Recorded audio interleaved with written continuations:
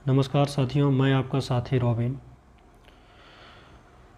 आज जो आप लोगों को स्क्रीन पे दिख रहा होगा वो जीव विज्ञान का एक चैप्टर है जिसका नाम है पाचन तंत्र, जिसको इंग्लिश में डाइजेस्टिव सिस्टम बोलते हैं। आने वाले एग्ज़ाम के लिए ये काफ़ी मददगार होगा, जैसे बिहार दरोगा का एग्ज़ाम, बिहार पुलिस का एग्ज़ाम, बिहार एसएससी का एग्ज़ाम 10+2 पे जो आया है, रेलवे का एग्ज़ाम तथा विभिन्न प्रकार के वनडे एग्ज़ाम के लिए काफ़ी ये मददगार होगा। और ये जीव विज्ञान के उन चैप्टरों में से एक है जो ज़्यादा से ज़्यादा हम लोगों को समझने में कठिनाइयों का सामना करना पड़ता है। तो चलिए हम स्टार्ट करते हैं। पाचन तंत्र, ये हमारा रहा पाचन तंत्र। तो पाचन तंत्र, इसमें दो वर्ड है, एक तंत्र है, एक क्या है, पाचन है। सबसे पहले समझते हैं इसमें पाचन क्या होती है। तो भोजन के जटिल अणुओं को सरल अणुओं में तोड़ने की प्रक्रिया को पाचन बोलते हैं। जब हम खाना खाते हैं तो वो क्या होता है, बड़े बड़े पार्ट में होता है, बड़े बड़े अणु में होता है। क्या उन बड़े बड़े अणु से हम लोगों को डायरेक्ट ऊर्जा की प्राप्ति हो पाएगी? तो हो पाएगी। तो उन बड़े बड़े अणुओं से हम लोगों को ऊर्जा की प्राप्ति नहीं होती है, जिसके वजह से उन अणुओं को छोटे छोटे अणुओं में तोड़ने की प्रक्रिया अपनाई जाती है। और ये जो प्रक्रिया होती है वो पाचन कहलाता है।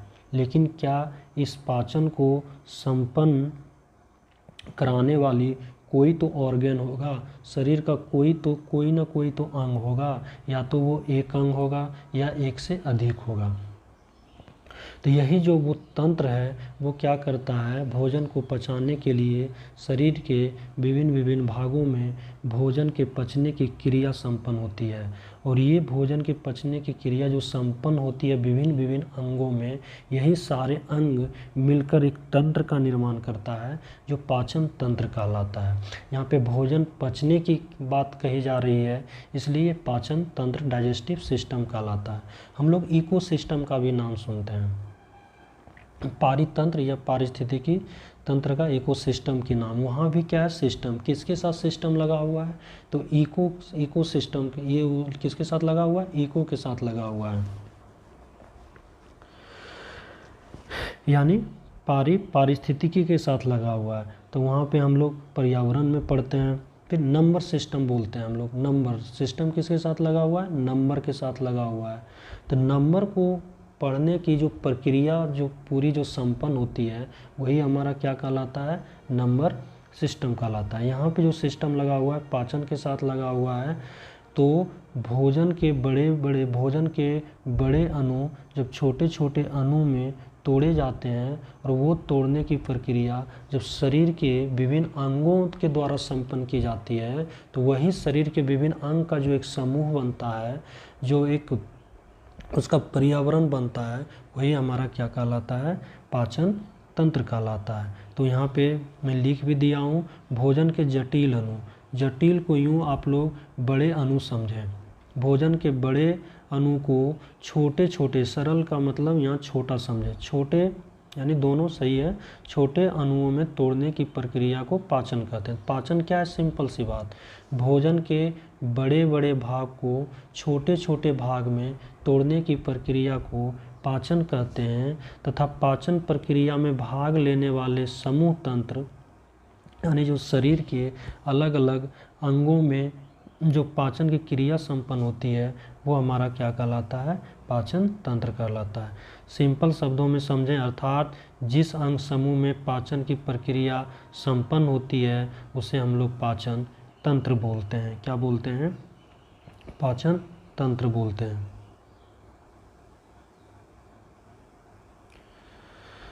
तो इस प्रकार पाचन क्या हो गया, भोजन के बड़े अणु का छोटे छोटे अणु में टूटना। अब सवाल आता है, इसको हम लोग पढ़ क्यों रहे हैं। तो बात ये होती है कि हम लोग खाना क्यों खाते हैं। खाना इसलिए खाते हैं ताकि हमारे शरीर के विकास के लिए या हमारे शरीर को जो ऊर्जा चाहिए उसकी प्राप्ति हो सके। विभिन्न प्रकार के खनिज हो गए, विटामिन्स हो गए, उसके बाद कार्बोहाइड्रेट हो गए, प्रोटीन हो गए, ये सब की प्राप्ति के लिए हम भोजन लेते हैं। लेकिन भोजन जो लेते हैं उससे डायरेक्ट हम लोगों को ऊर्जा नहीं मिलती है, क्योंकि हम लोगों को पता है कि हमारे शरीर की सबसे छोटी यूनिट जो होती है वो हमारा होती है कौन सा, सेल। और जबकि भोजन के जो अणु होते हैं जो डायरेक्ट हम लोग लेते हैं वो बड़े बड़े अणु होते हैं, उससे डायरेक्ट ऊर्जा नहीं मिल पाएगी, उसमें ये जाके सेट नहीं कर पाएंगे। इसलिए उसमें एडजस्ट होने के लिए, ऊर्जा प्राप्त करने के लिए उसको छोटे छोटे अणु में कन्वर्ट करना होता है। यही वजह है कि भोजन का पाचन की प्रक्रिया होना बहुत ज़रूरी है। अब बात ये आया पाचन तंत्र में किसका किसका पाचन होता है। बोलेंगे हम लोग तो खाना बहुत खाते हैं, नॉन वेज भी खाते हैं, वेज भी खाते हैं, वेज में बहुत सारी चीज़ें खाते हैं, नॉन वेज में भी बहुत सारी चीज़ें खाते हैं, तो उतना क्या उतने सारे नामों को याद रखना है? जी नहीं। आप कुछ भी खाइए, हमारे शरीर में 5-6 प्रकार की ही चीज़ें हमारे शरीर में आती हैं। पहला कार्बोहाइड्रेट या शर्करा। पहला क्या है? कार्बोहाइड्रेट या शर्करा। दूसरा प्रोटीन। दूसरा क्या है हमारा? प्रोटीन हो गया। तीसरा क्या है? वसा या लिपिड। चौथा बात करेंगे तो वो विटामिन होगा। पांचवा बात करेंगे खनिज लवण होगा, और जल की भी बात कर सकते हैं। तो बात ये आया क्या, इन छेवों को 5-6 जो नाम बता रहे हैं कि जो हमारे शरीर में जो पाचन की क्रिया संपन्न होगी, कार्बोहाइड्रेट या शर्करा का, प्रोटीन का, वसा या लिपिड का, खनिज का या विटामिन का या जल का, क्या सभी का पाचन क्रिया संपन्न कराई जाएगी? जी नहीं। जिनके बड़े बड़े अणु होंगे उन्हीं का पाचन की क्रिया संपन्न होती है, और जिनके छोटे छोटे अणु हैं तो उन्हें तोड़ने की कोई आवश्यकता नहीं होती है। उनसे डायरेक्ट जो शरीर को रिक्वायरमेंट होता है, जो शरीर को चाहिए आवश्यक तत्व, वो डायरेक्ट यदि मिल जाता है तो उन्हें तोड़ने की कोई आवश्यकता नहीं होती है, और शरीर का कोई अंग भी उसे तोड़ने के लिए ज़रूरी नहीं होता है। तो इनमें से विटामिन जो कि खाना के साथ बहुत ही कम मात्रा में पाए जाते हैं और बहुत ही छोटे छोटे कण के ही रूप में होते हैं, तो वो शरीर को डायरेक्ट मिल जाता है, उसे तोड़ने की कोई आवश्यकता नहीं होती है। ठीक उसी प्रकार खनिज और जल भी है। तो 3 तो साइड हो गया। तो अब हमारे पास बचा कौन कौन सा? तो एक कार्बोहाइड्रेट बच गया, कार्बोहाइड्रेट। दूसरा हमारा प्रोटीन हो जाएगा। तीसरा हो जाएगा वसा और लिपिड। अब बात ये आती है कि ये कार्बोहाइड्रेट, प्रोटीन और वसा शरीर के किस भाग में इसकी पाचन की प्रक्रिया संपन्न होती है, यही हम लोग पढ़ेंगे एक एक करके।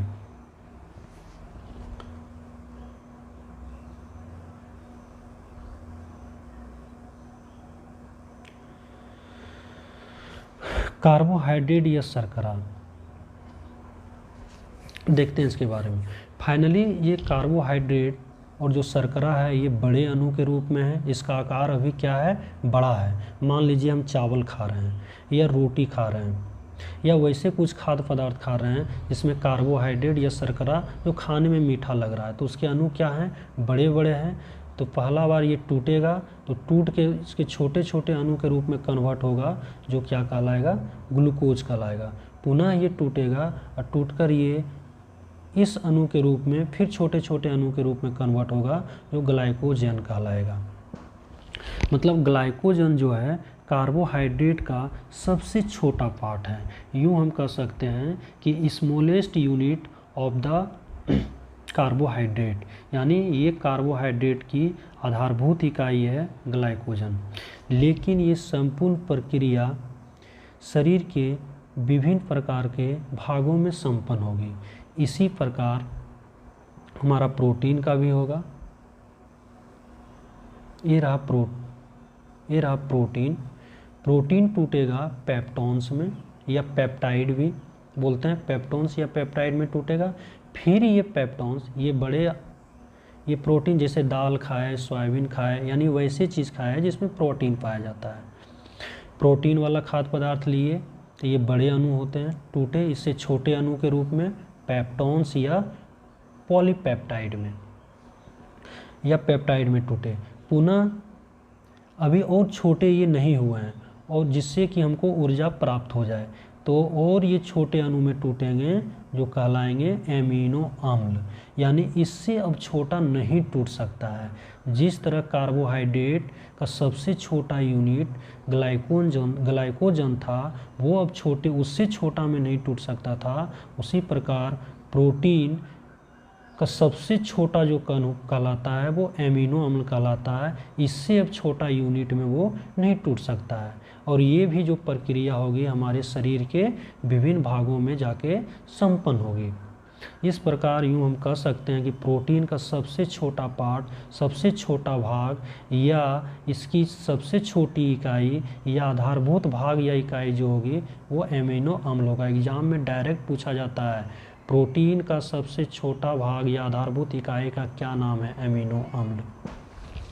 अब तीसरा बच गया हमारा ये वसा। वसा भी ये बड़े कण हैं, जैसे हम लिए दूध लिए, घी खा रहे हैं या तो हम ये मटन वगैरह खा रहे हैं, खस्सी का मीट खा रहे हैं, तो उसमें वसा प्रचुर मात्रा में पाया जाता है। तो ये भी बड़े अणु हैं, इससे डायरेक्ट ऊर्जा तो मिलेगी नहीं क्योंकि हमारा जो सेल है शरीर की सबसे छोटी इकाई है और इससे डायरेक्ट उसको ऊर्जा प्राप्त नहीं हो सकती है। तो उसे प्राप्त करने के लिए इसको पहले छोटे छोटे अणु में तोड़ेंगे, तो ये इससे छोटे अणु में जो टूटेंगे वो फैटी एसिड कहलाएंगे और इससे जो छोटे अणु में टूटेंगे वो ग्लिसरॉल कहलाएगा। अब इससे छोटे अणु में नहीं टूट सकता है वसा। तो इस प्रकार वसा का जो सबसे छोटा यूनिट होगा वो ग्लिसरॉल होगा। तीनों का पढ़े।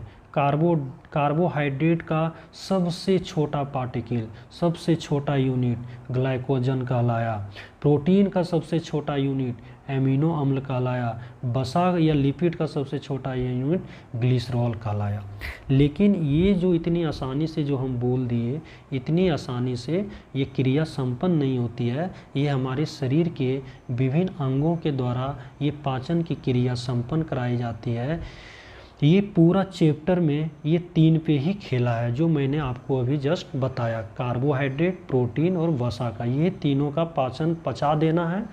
ये चैप्टर समाप्त हो जाएगा और इससे आने वाले क्वेश्चंस एग्जाम में सारे बन जाएंगे। बात अब ये आता है, क्या इन्हें पचाने के लिए किसी की आवश्यकता होगी? तो बोलेंगे जी, इसको तो पचाने वाला कोई ना कोई तो पदार्थ होगा। शरीर के अंदर कोई ना कोई तो ऐसे पदार्थ होंगे जो इनको ये बड़े बड़े अणु को छोटे छोटे अणु के रूप में कन्वर्ट करते हैं। तो इस प्रकार हम बोल सकते हैं कि इन सारे जो हमारे कार्बोहाइड्रेट, प्रोटीन और लिपिड जो हैं, इनको पचाने वाले जो कारक होते हैं या जो पदार्थ होते हैं वो एंजाइम होते हैं। क्या कौन होते हैं? एंजाइम होते हैं। एंजाइम ही क्या करता है? इन तीनों को पचाने का काम करता है। अब बात ये आया, एंजाइम होता क्या है? तो देखिए, एंजाइम भोजन पचाने का कार्य कौन करता है? एंजाइम। एंजाइम क्या होता है? एक बायो उत्प्रेरक होता है और ये एक प्रोटीन है। एग्जाम में डायरेक्ट सवाल पूछे जाते हैं कि एंजाइम क्या है। या तो ऑप्शन में बायो उत्प्रेरक रहेगा या प्रोटीन, दोनों रहा तो दोनों ऑप्शन मारेंगे, ए और बी दिया, नहीं तो प्रोटीन मारे रहेगा तो प्रोटीन या बायो उत्प्रेरक। ये एंजाइम ही हमारे कार्बोहाइड्रेट और प्रोटीन और लिपिड या वसा को पचाने का काम करेगा, अर्थात बड़े मॉलिक्यूल से उसके बड़े कण में से सबसे छोटे कण में बदलने का कार्य कौन करेगा? एंजाइम करेगा। सारा खेला एंजाइम पे है। बोलेंगे अच्छा, ये जो एंजाइम है तो इस एंजाइम का भी नाम अलग अलग होगा और ये एंजाइम भी शरीर के विभिन्न भागों में पाया जाएगा और उसका नाम क्या होगा? अलग अलग होगा। तो सबसे बड़ी बात है इस चैप्टर में पढ़ना क्या है? पाचन तंत्र। इस चैप्टर का नाम ही है पाचन तंत्र। और इसमें पढ़ना क्या है, तो जो हम विभिन्न प्रकार के खाद्य पदार्थ जो भोजन के रूप में ले रहे हैं, जो खा रहे हैं प्रत्येक दिन, उससे मिलने वाली कार्बोहाइड्रेट, प्रोटीन और वसा, इन तीनों चीज़ों का पाचन होता है। और पचाने का कार्य कौन करता है, तो पचाने का कार्य एंजाइम करता है। और ये एंजाइम शरीर के विभिन्न भागों में स्रावित होकर भोजन को पचाने का कार्य करता है और अंततः हमारे शरीर को ऊर्जा प्रदान करवाता है। तो हम स्टार्ट करेंगे कार्बोहाइड्रेट से। हमको कार्बोहाइड्रेट से कहाँ तक पहुँचना है, हमको कार्बोहाइड्रेट, ये जो कार्बोहाइड्रेट देख रहे हैं, इस कार्बोहाइड्रेट से हमको, इस कार्बोहाइड्रेट से मुझे पहुंचना है ग्लाइकोजन के पास। अब देखते हैं शरीर के किन किन भागों में कार्बोहाइड्रेट टूटकर फाइनली अंततः सबसे छोटे कण में बदलते हैं। तो चलिए एक और पेज हम देख लेते हैं। आइए इस पाचन तंत्र की बात करते हैं। इसमें देखिए, सबसे पहले हम तो स्टार्ट करेंगे एक एक करके ही पढ़ेंगे। आज इस वीडियो में जो पढ़ेंगे सिर्फ कार्बोहाइड्रेट के बारे में पढ़ेंगे कि कार्बोहाइड्रेट कैसे हमारा छोटे अणु में टूटकर यानी कि ग्लाइकोजन के रूप में कैसे परिवर्तित होते हैं, और उसे परिवर्तित करने वाले कौन कौन से एंजाइम होते हैं, और वो एंजाइम हमारे शरीर के किस भाग के द्वारा निकलता है, यानी हमारे शरीर के किस अंग के द्वारा स्रावित किया जाता है, या उसे जूस को निकाला जाता है। और वो जूस एक तरह का एंजाइम क्या है, जूस है, और वो एंजाइम ही खाना को पचाने का काम करता है, जैसे कार्बोहाइड्रेट। अब ये जो खाना है, सबसे पहले हमारे आहार नाल, ये आहार नाल की चर्चा करते हैं। जो खाना हमारा इसी आहार नाल में पचेगा।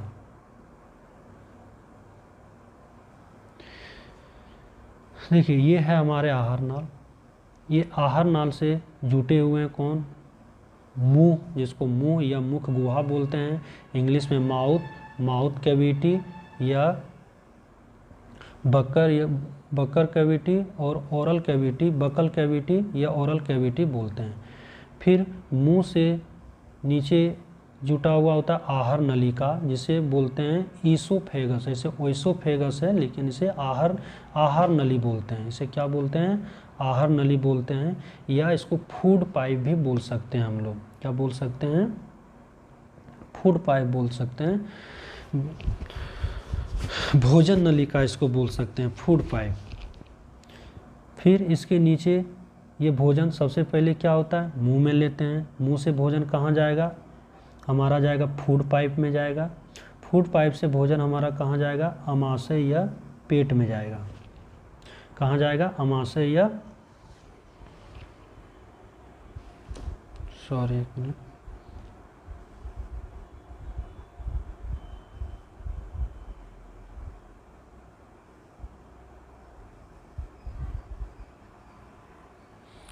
चलिए इसमें समझाते हैं थोड़ा। आहार नाल, ये सब के सब हमारे क्या हैं, आहार नाल के पार्ट हैं। ये आहार नाल के पार्ट हैं। ये 6 दिख रहा है ना, मुंह या मुंह गुहा, आहार नलिका, अमाशय या पेट या उदर, छोटी आंत या क्षुद्रांत्र बोलते हैं, बड़ी आंत बृहदांत्र बोलते हैं, और गुदादार। यही 6 भाग में ये हमारा कार्बोहाइड्रेट, प्रोटीन और लिपिड, यानी यूँ कहें कि जो खाते हैं उसके पाचन की क्रिया जो संपन्न होगी, यही 6 भाग में होगी। यही 6 भाग में सारे जो खाना खाते हैं उसकी पाचन की क्रिया संपन्न होगी। अब देखिए, खाना हमारे सबसे पहले मुंह में जाता है, मुंह में चबाते हैं। वहाँ पे जो खाना पचा सो पचा, वो फिर खाना कहाँ आएगा, खाना आएगा हमारा वो आहार नलिका में, फूड पाइप में। फूड पाइप से फिर कहाँ आएगा, अमाशय में आएगा, जिसको पेट बोलते हैं। पेट से फिर खाना जाएगा छोटी आंत, और छोटी आंत से जाएगा बड़ी आंत, और बड़ी आंत से फिर जो खाना से जो निचोड़, जो सारा चीज़ जो ज़रूरतमंद जो चीज़ उससे मिल गया, वो यूज शरीर कर लेता है, उसके बाद जो बच गया वो मल के रूप में क्या होता है, बाहर निकल जाता है गुदा द्वार के द्वारा, जिसको एनस बोलते हैं इंग्लिश में।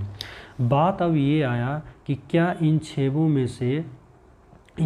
में क्या सभी जो 6 पार्ट दिख रहे हैं सभी में एंजाइम पाए जाते हैं? यदि सभी में एंजाइम पाए जाएंगे तो भोजन का पचाने का कार्य वो सारे एंजाइम करेंगे, प्रोटीन को पचाएंगे, लिपिड को पचाएंगे, वसा को पचाएंगे। तो देखते हैं इसको पचाने के लिए एंजाइम चाहिए। अब देखते हैं एंजाइम ये छेबों में से किनके पास पाया जाता है।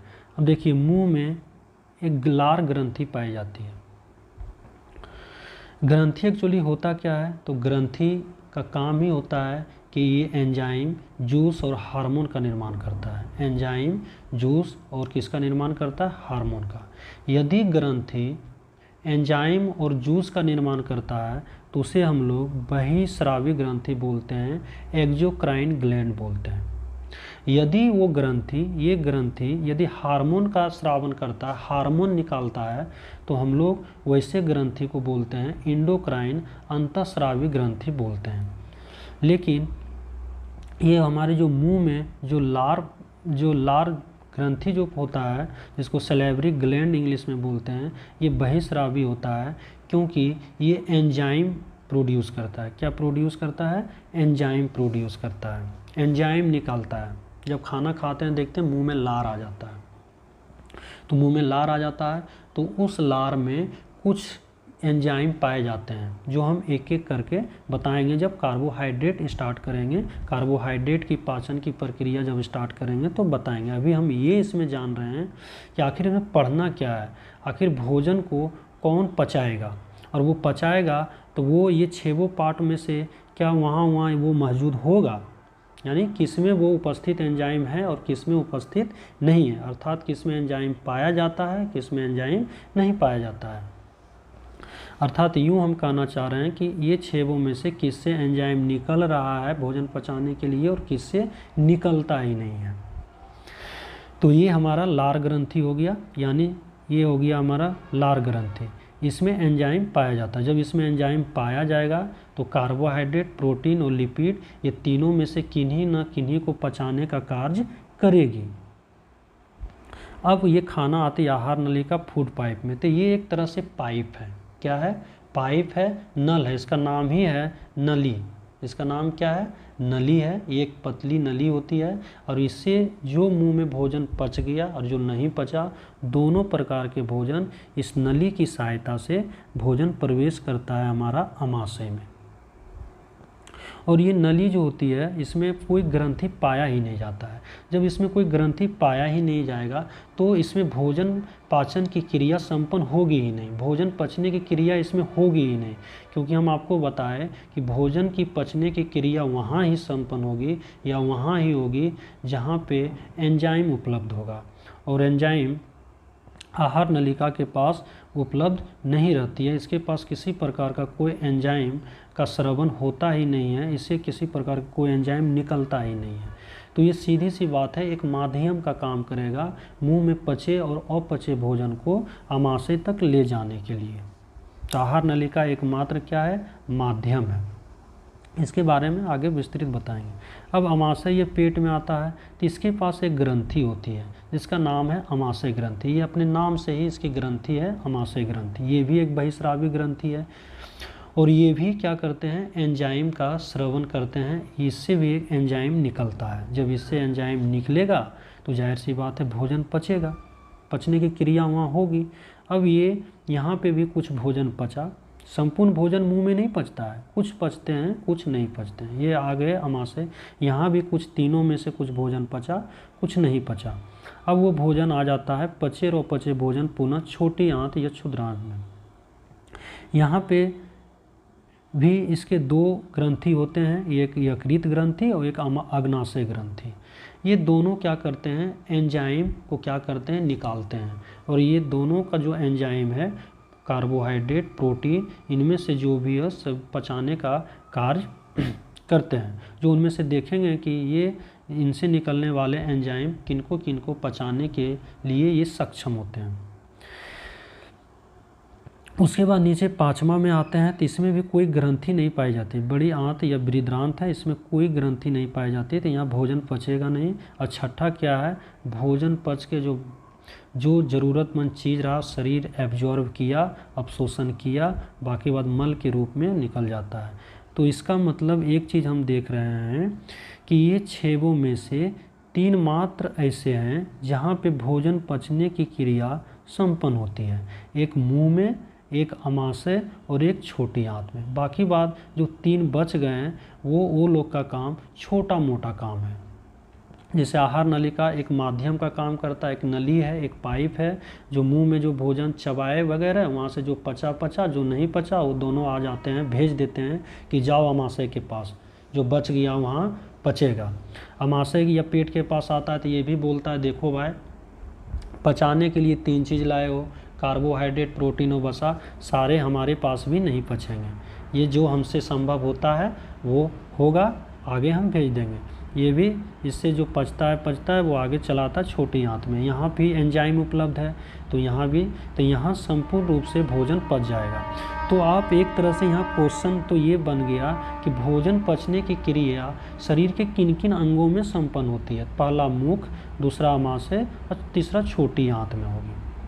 उसके बाद दूसरा क्वेश्चन ये खुद हम लोग बना सकते हैं कि भोजन की पचने की क्रिया अंततः कहाँ संपन्न होती है। यानी संपूर्ण भोजन का जहाँ पाचन हो जाता है वो छोटी आंत में आके सारे भोजन पच जाते हैं। जो मुंह से और बचा और जो अमाशय से बचा, सब बचे खुचे हमारे छोटी आंत में आके भोजन क्या होता है, पच जाता है। क्योंकि इनके पास एंजाइम निकालने वाली 2 ग्रंथियाँ उपलब्ध है, एक यकृत ग्रंथि, एक अग्नाशय ग्रंथि। और लार के पास एक ग्रंथि है लार ग्रंथि, और हमारे अमाशय के पास ग्रंथि है अमाशय ग्रंथि। ये चारों क्या करेगा, तो अलग अलग प्रकार के एंजाइम निकालेंगे भोजन को पचाने के लिए। अर्थात भोजन पचाने का मतलब कार्बोहाइड्रेट को ग्लाइकोजन में तोड़ने के लिए अंततः, और हमारे प्रोटीन को एमिनो एसिड में और लिपिड को ग्लिसरॉल में तोड़ने के लिए। तो अब हम स्टार्ट करेंगे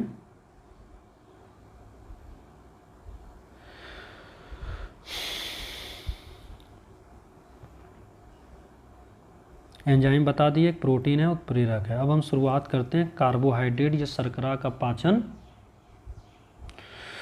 किन किन पाचन तंत्रों में संपन्न होती है। तो भोजन का पाचन प्रारंभ होता है मुख गुहा या मुख से।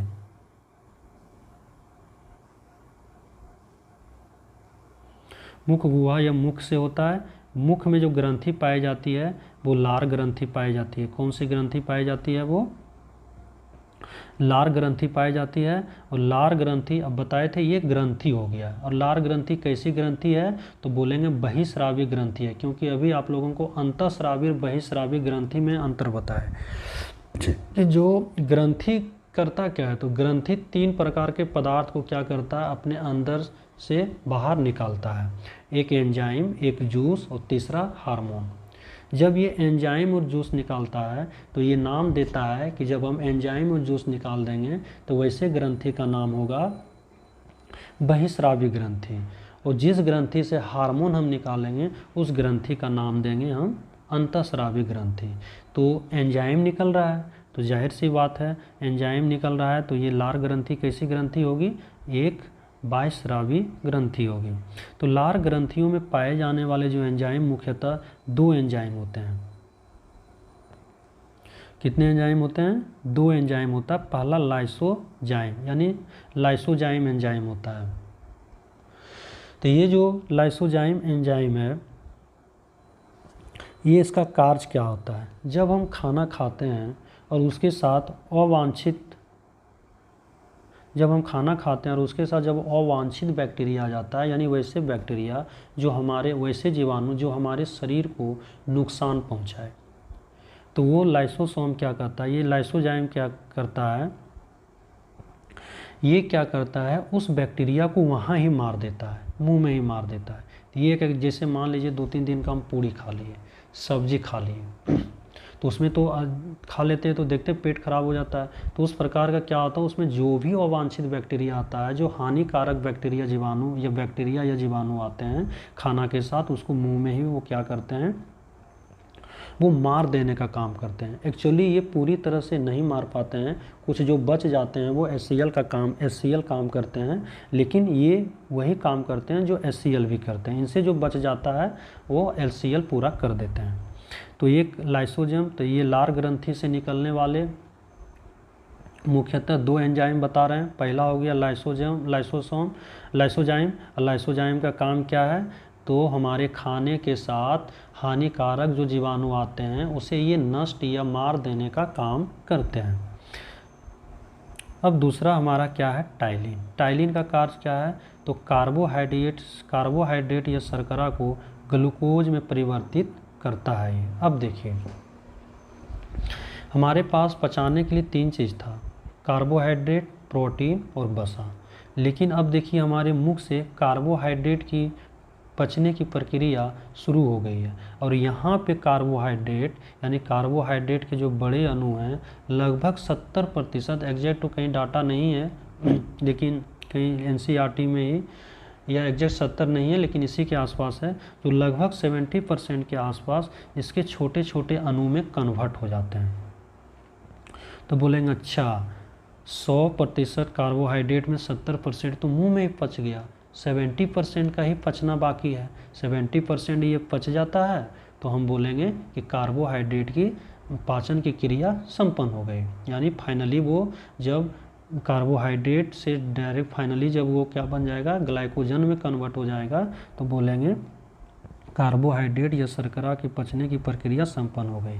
तो पहला क्या लिए, मुंह में भोजन चबाए, तो मुंह से ही पाचन की क्रिया संपन्न हो गई, क्योंकि जब भोजन चबाते हैं तो लार क्या होता है, हमारे भोजन के साथ मिलता है, और वो लार जो है 2 प्रकार के मिसाइल छोड़ते हैं।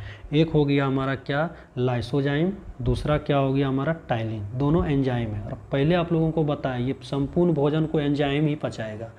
तो 2 प्रकार के एंजाइम लार ग्रंथि निकाला, एक लाइसोजाइम एक टाइलिन, बोला दोनों का अलग अलग कार्य है। देखो भाई, खाना में यदि कोई हानिकारक बैक्टीरिया है तो लाइसोजाइम तुम क्या करोगे, उसको नष्ट करने की पूरी तरह कोशिश करोगे, जो बच जाएगा आगे अपना संपन्न करेगा। टाइलिन को बोलता है, टाइलिन ये जो छोटे छोटे जो कार्बोहाइड्रेट, ये जो बड़े बड़े पत्थर के रूप में बड़े बड़े अणु जो लाए हैं, इसको छोटे छोटे अणु में कन्वर्ट करो।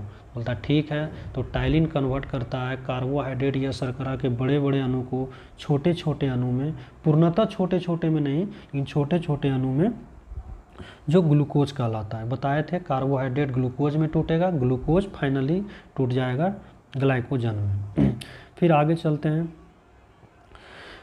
उसी वही बात है, कार्बोहाइड्रेट शर्करा टाइलिन क्या करता है, परिवर्तित कर देता है ग्लूकोज।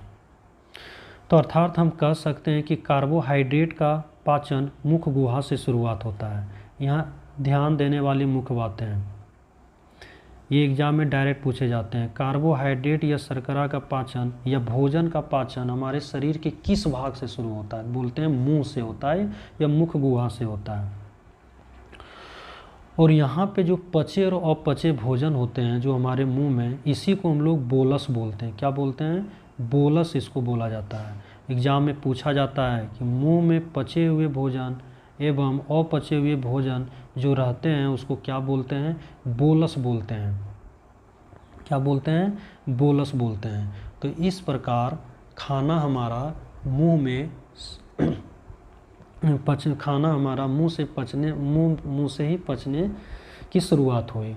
तो क्या देखें, मुंह में जैसे खाना चबाए तो पानी के रूप में क्या आया, लार ने क्या किया, अपने 2 एंजाइम को छोड़ा, एक लाइसोजाइम दूसरा टाइलिन। लाइसोजाइम का क्या कार्य था, तो खाना के साथ आए हानिकारक जीवाणु को नष्ट करने का वो काम करता है। टाइलिन का कार्य क्या है कि हमारा कार्बोहाइड्रेट के बड़े बड़े अणु को छोटे छोटे अणु के रूप में तोड़ने का कार्य ये कोशिश कर रहा है और तोड़ता भी है, जिसका नाम होता है ग्लूकोज।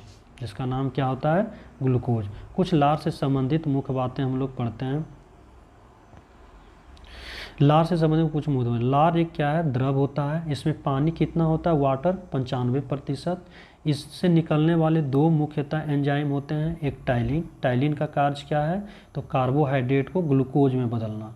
लाइसोजाइम, लाइसोजाइम का कार्य क्या है, तो लाइसोजाइम का कार्य है हमारा ये खाना के साथ आए हानिकारक जीवाणु को नष्ट करने का ये काम है। और एंजाइम जो पाया जाता है लार में 5% और 95% पानी, इस प्रकार 100% लार हो गया। प्रत्येक दिन लार का जो उत्पादन होता है, जो हमारे मुंह में जो प्रत्येक दिन लार जो बनता है, औसतन वो 1 से 1.5 लीटर प्रत्येक दिन इतना लार बन ही जाता है हमारे मुंह में। इसका काम क्या है, तो लार का काम है भोजन को पचाने में मदद करता है। जस्ट अभी बताया आपको, भोजन का पचाने का मतलब ही टेक्निकली समझिए, विज्ञान की भाषा में समझिए कि हम पचा किसको रहे हैं, कार्बोहाइड्रेट को, प्रोटीन को, वसा या लिपिड को पचा रहे हैं। लेकिन जनरली हम लोग बोलते हैं भोजन पचाने की क्रिया। जैसे भोजन पचाने की क्रिया है तो आपके दिमाग में ये 6 बातें खटकनी चाहिए कि हम कार्बोहाइड्रेट को पचा रहे हैं, वसा और प्रोटीन को, और वो 3 चीज़ें जो विटामिन, खनिज और हमारे जो जल हो जाते हैं वो इतने छोटे छोटे हैं कि ऑलरेडी वो पचे हुए हैं, शरीर को उससे डायरेक्ट जो चाहिए वो मिल जाता है, तो उसकी आवश्यकता नहीं है। इसका जो पीएच मान होता है वो 6.8 होता है। 6.8 जो होता है वो 7 से थोड़ा कम है, कम है तो यूँ कह सकते हैं ये हल्का अम्लीय होता है। तो इस प्रकार लार से संबंधित मुख्य बातें समझे। तो लार क्या है, लार एक द्रव होता है जिसमें 95% पानी होता है और 5% एंजाइम होता है। यही 5% एंजाइम खाना को पचाने का कार्य करता है। उन खाना में से कार्बोहाइड्रेट को मुख्यतः पचाने का कार्य करता है, और कार्बोहाइड्रेट को लगभग ये 70% के आसपास पचा ही देता है, यानी इसके बड़े बड़े अणु को ग्लूकोज के रूप में तोड़ देता है 70%। और इससे निकलने वाले 2 एंजाइम, एक हो गया टाइलिन और दूसरा लाइसोजाइम। तो एग्जाम में पूछा जाता है टाइलिन जो है किस ग्रंथि से स्रावित होता है या किस ग्रंथि से निकलता है, तो बोलते हैं लार ग्रंथि से निकलता है या मुंह से निकलता है। इसका पीएच मान 6.8 हो गया। और इसमें देख लेते हैं, मुख में 3 जोड़ी लार ग्रंथि पाई जाती है। सबसे बड़ी लार ग्रंथि जो होता है पैरोटिड लार ग्रंथि होती है, पैरोटिड लार ग्रंथि, और सबसे छोटी लार ग्रंथि सबलिंगुअल लार ग्रंथि। इसको वन लाइनर के रूप में याद कर लीजिएगा। ये मुख में यानी मुंह में जो है हमारा कितनी जोड़ी लार ग्रंथि, 3 जोड़ी। 3 जोड़ी का मतलब क्या, 6 लार ग्रंथियाँ पाई जाती है। कितनी ग्रंथियाँ, 6 लार ग्रंथियाँ पाई जाती है। 6 का मतलब जोड़ा के रूप में 2-2 बनाएंगे तो 3 जोड़ी हो जाएगी। उनमें से सबसे बड़ा पैरोटिड ग्रंथि है, पैरोटिड, और सबसे छोटी है सबलिंगुअल ग्रंथि है। ध्यान देने वाली बातें ये है कि मुख गुहा या मुख में जो हमारे मुंह में है, प्रोटीन एवं वसा का पाचन नहीं होता है। हमारे मुंह में पूछेगा एग्जाम में कि हमारे मुंह में किसका पाचन होता है, तो बोलेंगे सिर्फ और सिर्फ सुक्रोज, सिर्फ और सिर्फ किसका, शुगर, और किसका होता है, कार्बोहाइड्रेट का होता है। इस प्रकार मुख से संबंधित पाचन की क्रिया संपन्न होती है। लेकिन अभी भी कार्बोहाइड्रेट पूरा नहीं पचा है, 70% के आसपास, अभी भी 30% और इसे पचाना है। शायद यहाँ तक आप लोगों को समझ में आया होगा। अब बताइए ये भोजन, अब ये भोजन जो है क्या होगा, अभी जस्ट बताए थे कि ये भोजन हमारा कहाँ प्रवेश करेगा, बताए थे मुंह से। अब ये आहार नली, आहार नली में प्रवेश करेगा। यहाँ पे किसी प्रकार का कोई एंजाइम है ही नहीं, तो यहाँ पे कोई खेला होगा ही नहीं, भोजन पचने की कोई क्रिया संपन्न यहाँ नहीं होगी। ये एक छोटी नली होती है, पतली नली होती है, और ये नली उस पचे एवं अपचे भोजन को, अच्छा बोलस को वो क्या करेगा, आमाशय या पेट में भेज देगा। वो कहाँ भेज देगा, पेट में। अब पेट में देखते हैं, और आमाशय या पेट के पास क्या है हमारा, आमाशय ग्रंथि है। जब आमाशय ग्रंथि है तो वहाँ से कोई ना कोई जूस निकलेगा, एंजाइम निकलेगा और भोजन पचाने का कार्य करेगा। ये ग्रास नली या फूड पाइप भोजन नली के बारे में कुछ जान लेते हैं। ये 25 सेंटीमीटर लंबी सक्रिय नली होती है। ये केवल भोजन को आमाशय तक पहुंचाने का रास्ता प्रदान करता है। यूँ कहें एक प्रकार का ये मीडियम है, एक प्रकार का ये माध्यम है, यह साधन है जो मुंह में पचे एवं अपचे भोजन, जिसको हम लोग बोलस बोले थे, वैसे भोजन को क्या करता है, अपने पतली नली से कर्मानुकुंचन प्रक्रिया द्वारा ये क्या करते हैं, आमाशय तक पहुंचा देते हैं। ये प्रक्रिया पूछती भी है कि आप बताइए मुंह से आमाशय तक जो भोजन जाती है, जो ग्रास नली के द्वारा, ये किस विधि या किस प्रक्रिया के तहत जाती है, किस प्रक्रिया के द्वारा जाती है। तो इसको पेरिस्टोलिसिस इसे बोलते हैं, पेरिस्टोलिसिस या कर्मानुकोचन। ये एग्जाम में भी पूछे जाते हैं, ये सारे हम वही लिखे हैं जो एग्जाम में बार बार आते हैं। तो ग्रास नली में पाचन की क्रिया संपन्न नहीं होती है। तो ये अब भोजन हमारा कहाँ आ गया, और यह एक मांसपेशीय अंग है। अब भोजन हमारा आ गया आमाशय।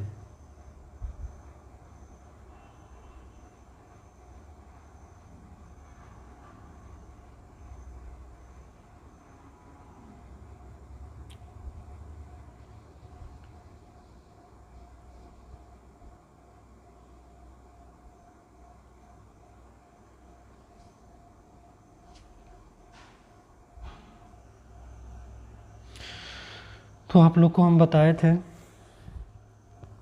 ये अमाशय काट लेंगे यहाँ पे अमाशय नहीं होगा, अग्नाशय होगा यहाँ पे। तो बताए थे आप लोगों को कि हमारे छोटी आंत में दो ग्रंथियाँ होती है, एक होती है यकृत ग्रंथि और एक होती है हमारी अग्नाशय ग्रंथि। तो यहाँ अमाशय नहीं होके अग्नाशय ग्रंथि होगी।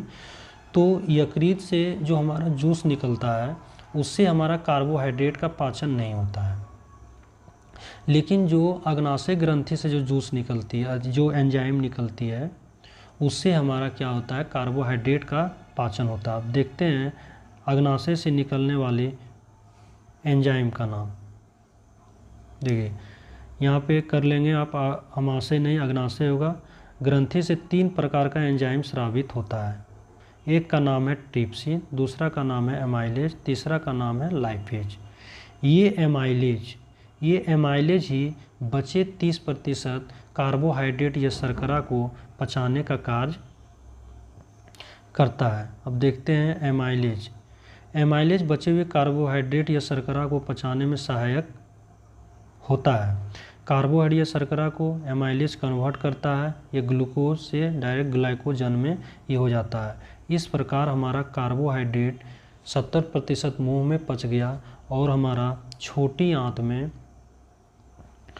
वो भी छोटी आंत के अग्नाशय ग्रंथि में, छोटी आंत के अग्नाशय ग्रंथि में क्या हुआ, ये पूरी तरह से कार्बोहाइड्रेट पच गया, यानी 70 + 30 100%। यानी कार्बोहाइड्रेट फाइनली हमारा किस में कन्वर्ट हो गया, कार्बोहाइड्रेट या शर्करा ये ग्लाइकोजन में स्मॉलेस्ट पार्टिकल में कन्वर्ट हो गया, सबसे छोटे कण में। अब इससे छोटा में टूट नहीं सकता है। अब इससे जो एनर्जी शरीर को चाहिए वो हमारा सेल क्या करेगा, प्राप्त कर लेगा और शरीर के विभिन्न भागों तक पहुंचा देगा। इस प्रकार हम कह सकते हैं कि कार्बोहाइड्रेट या शर्करा पाचन मुख्यतः 2 भागों में संपन्न होती है, एक मुंह में और दूसरी छोटी आंत का वो भी कौन सा भाग, अग्नाशय में होता है। कौन सा भाग में होता है, अग्नाशय में। और वो भी 2 ही एंजाइम के द्वारा, एक मुंह में जो एंजाइम होता है टाइलिन एंजाइम के द्वारा पचता है, दूसरा हमारा जो छोटी आंत के अग्नाशय ग्रंथि द्वारा जो एंजाइम निकलता है एमाइलेज के द्वारा। तो साफ ये पूरा सारांश जो देखे मात्र 2 ही चीज़ पे केंद्रित था। कार्बोहाइड्रेट का पचना, यानी कार्बोहाइड्रेट का ग्लूकोज से ग्लाइकोजन में बदलने के लिए मात्र 2 चीज़ पे ही ये पूरी तरह से क्या था, निर्भर था। एक जो मुंह में जो भोजन हम लिए, पहली बार मुंह में चबाए, उससे एक ग्रंथि लार ग्रंथि पाई जाती है और वो लार ग्रंथि से एंजाइम निकला हमारा लाइसोजाइम और टाइलिन। लाइसोजाइम क्या किया, वो हमारे कार्बोहाइड्रेट को नहीं पचाए, खाना के साथ जो आए हानिकारक जीवाणु उसको मारने का काम किए। लेकिन टाइलिन जो दूसरा एंजाइम जो निकला था उससे लार ग्रंथि से, वो क्या किए 70% के आसपास कार्बोहाइड्रेट को क्या किए, वो ग्लूकोज में बदल दिए। 30% जो बच गया, वहाँ के बाद भोजन आता है हमारा आहार नलिका से। कहाँ आता है? तो वो हमारा आहार नलिका से आता है वो हमारा अमाशय में। अमाशय ग्रंथि है, अमाशय में अमाशय ग्रंथि है, वहाँ से पेप्सिन, रेनिन ये सब एंजाइम निकलता है, लेकिन कार्बोहाइड्रेट को नहीं पचाता है। उसके बाद ये पचे हुए भोजन और अपचे हुए भोजन दोनों कहाँ आते हैं हमारा? एक साथ दोनों आते हैं छोटी आंत में। और छोटी आंत के पास भी क्या है? 2 प्रकार की ग्रंथियाँ हैं, एक यकृत ग्रंथि है और एक हमारा क्या है? अग्नाशय ग्रंथि। यकृत ग्रंथि से बाइल जूस निकलता है, जो फैटी एसिड को इमल्सिफिकेशन को करने में सहायक होता है, लेकिन ये कार्बोहाइड्रेट को पचाने में नहीं। कार्बोहाइड्रेट को पचाने में होता है हमारा अग्नाशय ग्रंथि से निकलने वाले एमाइलेज एंजाइम। और एमाइलेज बचे हुए 30% को पूरी तरह से ये क्या करते हैं? छोटे छोटे पार्ट में तोड़ देते हैं, और इस प्रकार कार्बोहाइड्रेट के पाचन की क्रिया संपन्न होती है। तो साफ साफ बोलेंगे कार्बोहाइड्रेट हमारे शरीर के किन किन भागों में पचता है? तो बोलेंगे मुंह में, और कहाँ पचता है? छोटी आंत में। बोलेगा कार्बोहाइड्रेट पूर्णतः रूप से कहाँ पच जाता है? तो बोलेंगे छोटी आंत में। वो भी छोटी आंत के किस भाग में? तो बोलेंगे छोटी आंत के अग्नाशय भाग में। बोलेंगे कार्बोहाइड्रेट को पचाने वाले मुख्यतः कौन 2 एंजाइम है? तो बोलेंगे एक टाइलिन है और एक एमाइलेज है। कौन कौन है? एक टाइलिन है, एक एमाइलेज है। इस प्रकार आज हम कार्बोहाइड्रेट, प्रोटीन और वसा में से कार्बोहाइड्रेट की पचाने की क्रिया संपन्न कर लिए। लार से संबंधित क्वेश्चन जो है वो क्लियर कर लिए। अब कुछ मुख्य बातें अग्नाशय से संबंधित देखते हैं। अग्नाशय का खोज किया था लैंगरहैंस नामक वैज्ञानिक ने। यह मिश्रित ग्रंथि है, मिक्स्ड ग्रंथि है, यानी मिश्र ग्रंथि कहने का मतलब ये क्या है? अंतःस्रावी ग्रंथि और बहिःस्रावी ग्रंथि भी है। संरचना इसका पत्ती की आकार की तरह होता है। इसमें 4 सेल पाया जाता है, alpha cell, beta cell, delta cell और एप सेल। इसमें जो बीटा सेल है हमारा, सबसे ज़्यादा इसमें भागीदारी होती है 90%। इनमें से अल्फ़ा, बीटा और डेल्टा जो है ये हमारा हार्मोन उत्पादन करता है। तो आप लोग को बताए थे वैसी ग्रंथि जो हार्मोन को उत्पादित करता है उसे अंतःस्रावी ग्रंथि, एंडोक्राइन ग्लैंड बोलते हैं। और जो सेल या जो ग्रंथि हमारा क्या करता है? जूस या एंजाइम का निर्माण करता है, उसे बहिःस्रावी बोलते हैं। तो ये एप सेल जो है जूस का निर्माण करता है। पूछ देगा कि जो 4 सेल पाए जाते हैं अग्नाशय ग्रंथि में, उन चारों में से कौन सा सेल जूस का निर्माण करता है या एंजाइम का निर्माण करता है? तो हम लोग क्या बोलेंगे? एप सेल बोलेंगे। यूँ कह सकते हैं एप सेल से ही हमारा एंजाइम निकलता है। हार्मोन का जो सेक्रेशन होता है, हार्मोन जो निकलता है हमारा अल्फ़ा, बीटा, ये डेल्टा, और इसमें चारों में से सबसे ज़्यादा जो भागीदारी होते हैं बीटा सेल से। तो इस प्रकार ये आज का कार्बोहाइड्रेट का पाचन समाप्त हो गया। एक बार रिकॉल कर लेते हैं। सबसे पहले बताए थे पाचन तंत्र क्या है। तो पाचन तंत्र क्या है? तो भोजन हमारे शरीर के विभिन्न भागों में भोजन जहाँ जहाँ पचती है, उस शरीर के विभिन्न भाग के एक समूह को हम लोग पाचन तंत्र बोलते हैं। पाचन क्या है? भोजन के बड़े बड़े अणु जब छोटे छोटे अणु में टूट जाते हैं या तोड़ दिए जाते हैं तो उसे पाचन बोलते हैं। और ये पाचन की प्रक्रिया हमारे शरीर के जिन जिन जिन अंगों में होती है उसी सारे प्रोसेस को हम लोग बोलते हैं पाचन तंत्र। पाचन होता किसका है? तो कार्बोहाइड्रेट का या शर्करा का, प्रोटीन का, और हमारा किसका होता है? लिपिड या वसा का। कार्बोहाइड्रेट ग्लूकोज में टूटते हैं और ग्लूकोज अंततः टूट जाता है ग्लाइकोजन में। कार्बोहाइड्रेट का सबसे अंतिम पार्टिकल, सबसे अंतिम कण या सबसे छोटा कण या आधारभूत इकाई जो होता है वो ग्लाइकोजन कहलाता है। ठीक उसी प्रकार प्रोटीन टूटता है पेप्टोन्स या पेप्टाइड में, और वो पूर्णतः टूट जाते हैं किसमें? हमारा एमिनो एसिड में। इस प्रकार जो है हमारा एमिनो एसिड प्रोटीन का स्मॉलेस्ट यूनिट है, या क्या बोल सकते हैं बेसिक यूनिट है, आधारभूत इकाई है, सबसे छोटा कण है, सबसे छोटी इकाई है। ये एग्जाम में पूछता है। उसी तरह लिपिड वसा हो गया, ये हमारा टूटता है फैटी एसिड से ग्लिसरॉल में। ग्लिसरॉल क्या हो गया? स्मॉलेस्ट यूनिट या सबसे छोटा कण या सबसे छोटी इकाई या आधारभूत इकाई हुआ किसका? वसा का हो गया। तो पाचन तंत्र में जो एक सिस्टम फॉर्मेट बताए थे कि एक होता आहार नलिका, एक तरफ होती है हमारी ग्रंथि। आहार नलिका में 6 भाग बताए थे। मुंह, मुंह के बाद क्या बताए थे? फूड पाइप यानी आहार नलिका। दूसरा क्या था? अमाशय पेट, पेट से किस में जाएगा? छोटी आंत, छोटी आंत से बड़ी आंत, बड़ी आंत से जो मल के रूप में होता है वो निकल जाता है एनस के द्वारा, गुदा के द्वारा। इन 6 में से भोजन हमारा 3 ही जगह पचता है। कहाँ कहाँ? तो एक हमारा पचता है मुंह में, जो भी जस्ट बताया कार्बोहाइड्रेट की पाचन होती है, और दूसरी पचती है हमारा आमाशय, और तीसरा पचता है हमारा कहाँ? छोटी आंत में पचता है। इस प्रकार कार्बोहाइड्रेट की पाचन की क्रिया संपन्न हो गई। अगले वीडियो में हम लोग मिलेंगे प्रोटीन की पाचन, हमारे शरीर के किन किन भागों में होता है और वो किन किन एंजाइम के द्वारा पूर्णतः पाचन की क्रिया संपन्न कर ली जाती है। उसी प्रकार वसा का भी पढ़ेंगे। जब ये तीनों खत्म हो जाएगा तो मैं आप लोगों को घटना चक्र का क्वेश्चन बैंक, जो पाचन तंत्र से संबंधित जो भी अब तक सवाल पूछे गए हैं, उसका मैं ऑप्शन बाय चारों ऑप्शन डिटेल के साथ बताऊंगा। और इसे आप चाहे तो लिख लें कॉपी पे और याद करें। ये सारे के सारे क्वेश्चन एग्जाम में पूछे गए हैं और आने वाले एग्जाम में भी पूछे जाएंगे। यदि इससे क्वेश्चन आएगा तो इससे बाहर भी नहीं होगा, और घटना चक्र का हम डिटेल सॉल्यूशन आप लोगों को करवा देंगे। इसी के साथ जय हिंद साथियों, फिर मिलते हैं अगले वीडियो में।